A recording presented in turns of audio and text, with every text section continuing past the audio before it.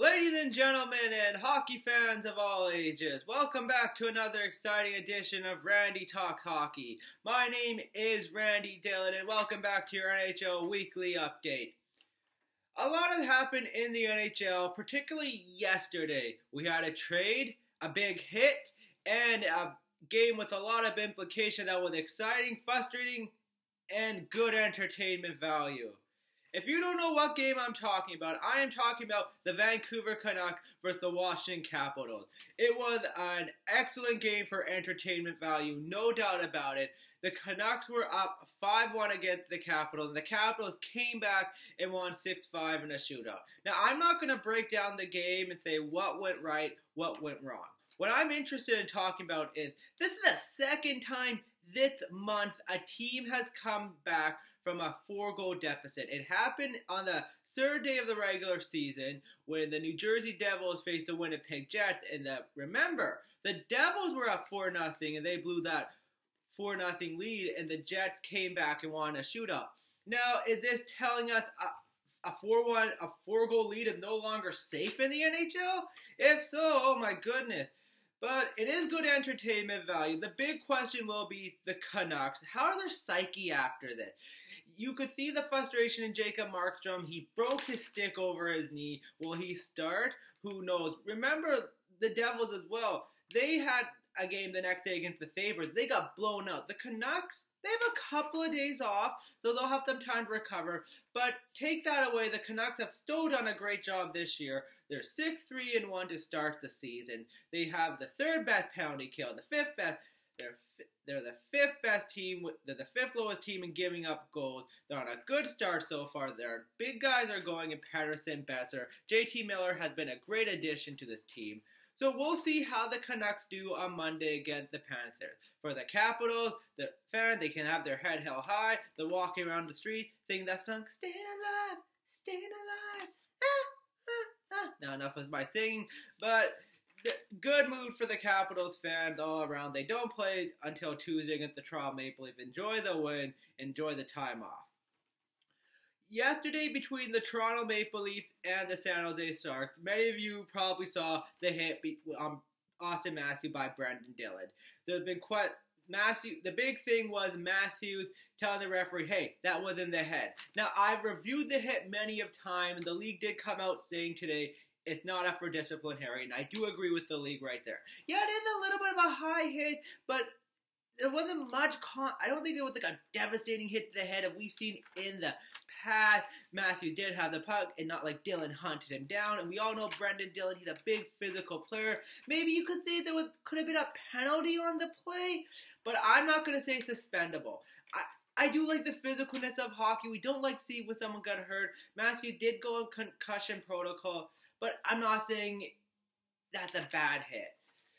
Leaf fan might not be happy, but I think that is the right call by the league and player safety department. Now, on with the trade that happened. The Penguins traded defenseman Eric Gudbranson to the Anaheim Ducks in exchange for Andreas Martinez and a 7th-round pick in the 2021 NHL Draft. For the Penguins, Jim Rutherford pulled the rabbit out of the hat. He's been trying to move a defenseman. He gets cap relief out of all of this. He doesn't take nothing back. So good on Rutherford. Will he make another trade? The rumor is he might. Who knows? Maybe a forward. We know the Penguins are banged up. For the Ducks, good luck to Dallas Eakins and the Ducks organization for Gudbranson. Hasn't worked out for Gudbranson since leaving Florida. His time in Vancouver was tough. Well, I've been seeing and watched those games. It wasn't good a lot of nights. For the Penguins, the same thing. But for the Ducks, they need that defensive help. Let's go back to a couple of years ago for the Ducks. They had a great defensive core. But since then, they've lost a lot of guys. Shea Theodore lost an expansion draft. They traded Sammy Vatanen for Adam Henrique. Last year, they traded Brandon Montour to Buffalo for a first-round pick. So the Ducks do need some help in defense. And let's not forget about Marcus Pettersson, that young defenseman they traded for Daniel Sprong. So maybe Gudbranson will help. He's big, he's physical, can throw the body, some toughness in the Ducks lineup. We'll see what happened there. Now, we are not giving up enough love for some teams who deserve some credit. I'm talking about the Columbus Blue Jackets, the New York Islanders, and the Arizona Coyotes. The Coyotes may be getting a more love. They are a much better team. They're on a great start to the year. They are 6-3-1. They have a very good penalty. They're not goals for up. The goaltending great, and Darcy Kemper is second best, only behind Tuukka Rask in save percentage and goals against. And they're getting this all done without Phil Kessel. In Kessel's first 5 games, he only had 2 points. In his next 5 games, he's had 2 goals, 2 assists, 4 points. They'll give credit to the Desert Dogs. They're in the hunt right now. They could be a playoff team. I said they're not going to be, but hey, anything can happen. Another team that deserves some love, I want to give it to the Columbus Blue Jackets, ladies and gentlemen. Give them a round of applause. Because you know what? I don't think many people expect them to be in the first 10 games 5-3-2. Even John Tortorella said at a press conference, like, I think we're not supposed to be this good. And they're not even, and here's the thing, their stats are not even showing they're doing that good. You look at it, for the Columbus Blue Jackets, their penalty kills below, like in the bottom 10. Their power play below the bottom 10. Korpisalo has a decent save percentage, but not great. Like, they're not putting up many goals. They're giving up quite a few goals, but they're just doing a great team effort in putting together wins. And they're doing better than some expected team, like the Dallas Stars and the Chicago Blackhawks. We're going to speak about the Hawks a little bit later, but the third team I want to give credit to is the New York Islanders. I think a lot of people thought last year, oh, the Islanders, it's an anomaly, all that. But they are playing some great hockey. Thomas Greiss have left where he started off. The Islanders have the 3rd best power play, have one of the top power plays in the league. Varlamov, his goals against are 244, but he does have a save percentage at 923, so he's getting wins there. They just won 6 in a row, so again, congratulations to those 3 teams. You're not getting a much recognition where you should. Very good job. We'll see if this continues, especially for the Blue Jackets, I would say. The Islanders all depend on their goal scoring, and for Coyotes, we know there.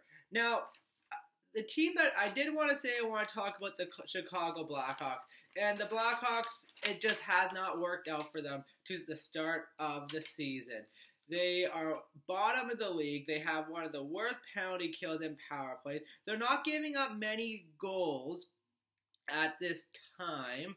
Robert Leonard has done a decent job. Corey Crawford has not. They're not scoring many goals. And last game against the Philadelphia Flyers, I was talking to a Hawks fan on Twitter. He was just saying, are you kidding me? Only 1 shot in the period? They only scored 1 goal against the Flyers, and they got shut out today against the Carolina Hurricanes. I believe, and I said this in an earlier video, that Stan Bowman's job is on the line. Will we see a coaching change in Chicago with the team going? Who knows? But the clock is ticking, Mr. Bowman, and you know how tough that Central Division is in the West with Colorado, Nashville, St. Louis. You know Dallas eventually might pick it up. So, yeah, and the Pacific looks pretty good with some of the teams in Vancouver and Arizona, so it's going to be a dogfight. The final thing I want to talk about is the Philadelphia Flyers. Brian Elliott will make his 3rd straight start, but Elliott, he has played great this year. He had a very good goals against a save percentage, and I think it's a good move to give Elliott a game because we've seen Carter Hart in the last few games. He has struggled. That game against Edmonton in his home province, it was really bad disaster. Against Dallas, not so good. So this is good for the Flyers. Get Hart some rest. Get him to work out some things. Work out those kinks. And when he's ready, he's going to take that number 1 job. He is the goalie of the future Philadelphia Flyer fans. Don't worry. Elliott's doing the job so far. Couple of things before we get to go. I wish Dale Hawerchuk the best. He's going through stomach cancer right now. I didn't get to see Dale Hawerchuk play as a kid. He was out of my era, but for those who did, he was a great player. He was unbelievable. Wish him the best in recovery. And there's a couple of big games you guys want to watch today. You got the Heritage Classic happening in Saskatchewan, Regina, between the Winnipeg Jets and the Calgary Flames. I hope all those fans enjoy it. I remember I was seeing a tweet on Twitter by Sportsnet Eric Francis saying Regina has produced a lot of great players in the NHL. And the other big game is the Stanley Cup rematch between the Boston Bruins and the St. Louis Blues. The Bruins are at the top. The Blues are doing good. It's going to be a juggernaut. It's going to be a fight. Well, that's all I got for you today, ladies and gentlemen. Hope you enjoyed this edition of Randy Talk Hockey. We are going to have a special video this week. I'm going to, as I said in an earlier video, 10-game mark, you start evaluating teams, and I'm going to go through a quick evaluation of teams saying, do I think they're where they are? Should they be better? Are they doing worse? Etc. But remember, I hope you have a good day. Enjoy the rest of your weekend, and always remember, watch some hockey.